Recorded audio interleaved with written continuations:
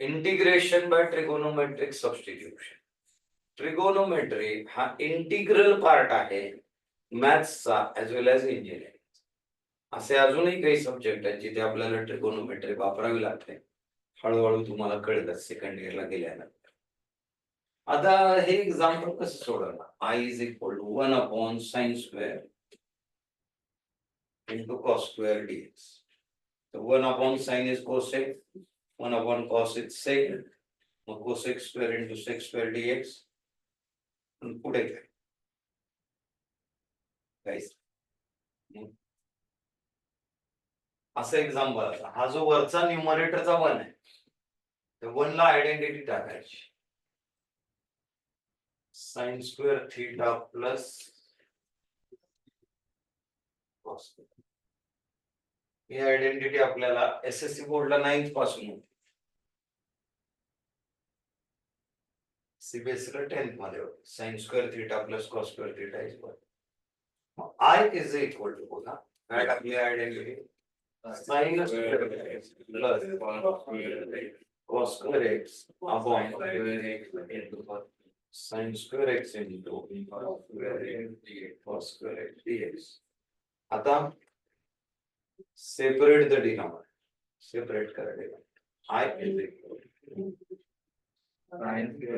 sin² x upon sin² x into cos² x plus cos² x upon sin² x into cos² x.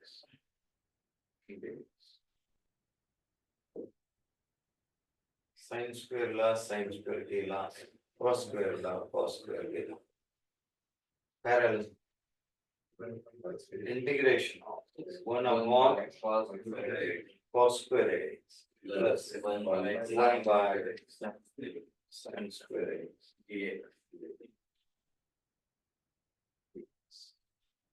1/cos म्हणजे sec आणि 1/sin म्हणजे cos. नाही आठवतंय तर काय करायचं? 10 वेळा लिहून टाकायचं, तिथेच लिहून टाकायचं. त्याला I इज इक्वल टू सांगा 1/cos sec² x plus 1/sin cosec²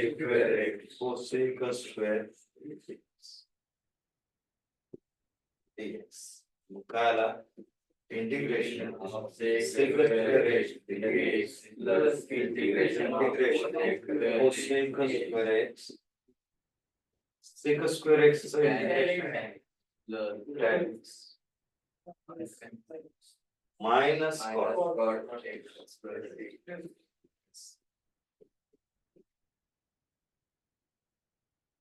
आता हे असलं सर पेपरला येतं का? तर हे सगळे प्रिव्हियस इयर क्वेश्चन पेपर मधलेच आहे.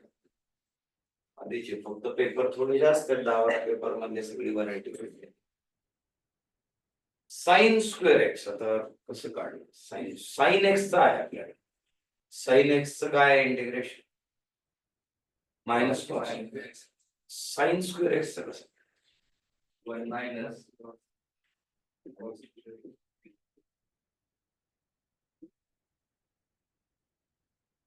तर ही जी आयडेंटिटी आपण वापरली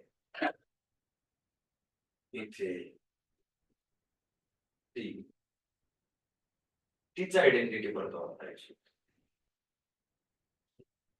ही जी वापरली आपण हीच आयडेंटिटी परत इथे वापरायची, फक्त उलटी वापरायची. sin² x आहे, तर आपली आयडेंटिटी काय आहे? 1 - cos² थीटा 2 sin² थीटा. हा 2 इकडे डिवाइड करा. 1 - cos theta upon 2 sin²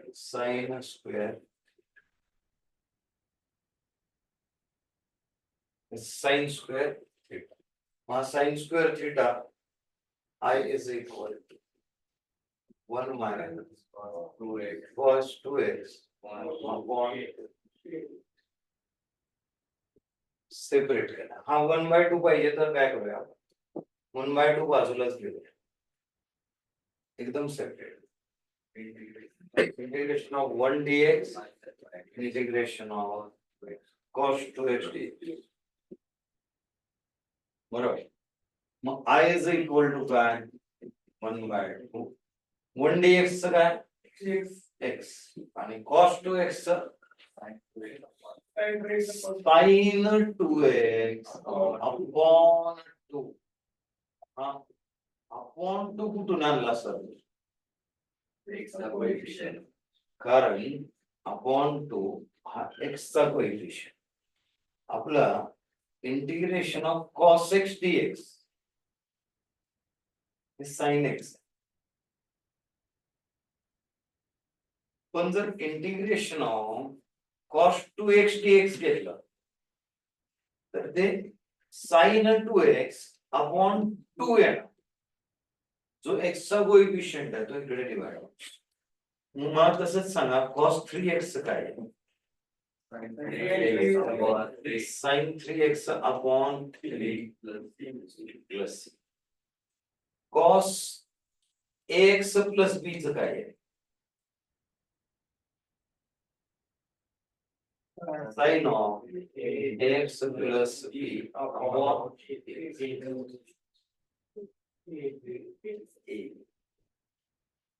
a का तर कोएफिशियंट ऑफ x हा कॉन्स्टंट आहे तर जो कोएफिशियंट ऑफ x आहे तो divide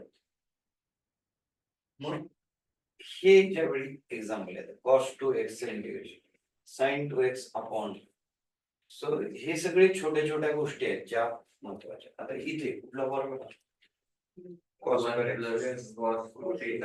plus cos 2 theta is equal to cos square theta तर मी हे मुलाच सांगत होतो की अरे हा फॉर्म्युला फार महत्वाचा आहे बरं का cos 2 theta चा फॉर्म्युला होता तो आपला cos square theta minus sin square theta आणि ज्या एका फॉर्म्युला मधून आपण पुढे 14 फॉर्म्युले डिराइव्ह केले होते 15 प्रॅक्टिकली 15 फॉर्म्युले डिराइव्ह केले होते त्यातला हा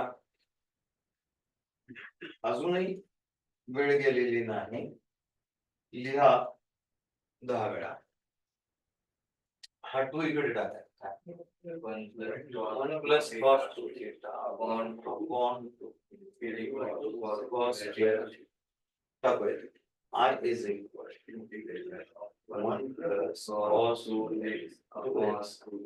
upon 2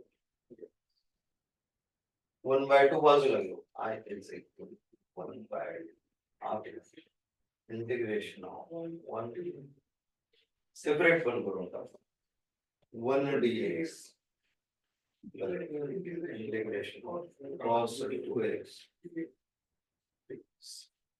I is equal to 1/2 बाजूला 1 dx चा cos 2x चा sin 2x upon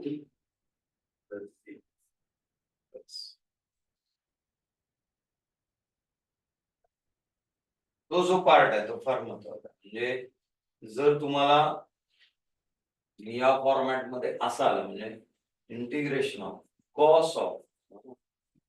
cos of 3x plus 5 dx तर काय लिहिणार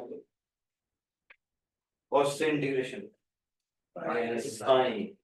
minus sin 3x plus 5 upon 3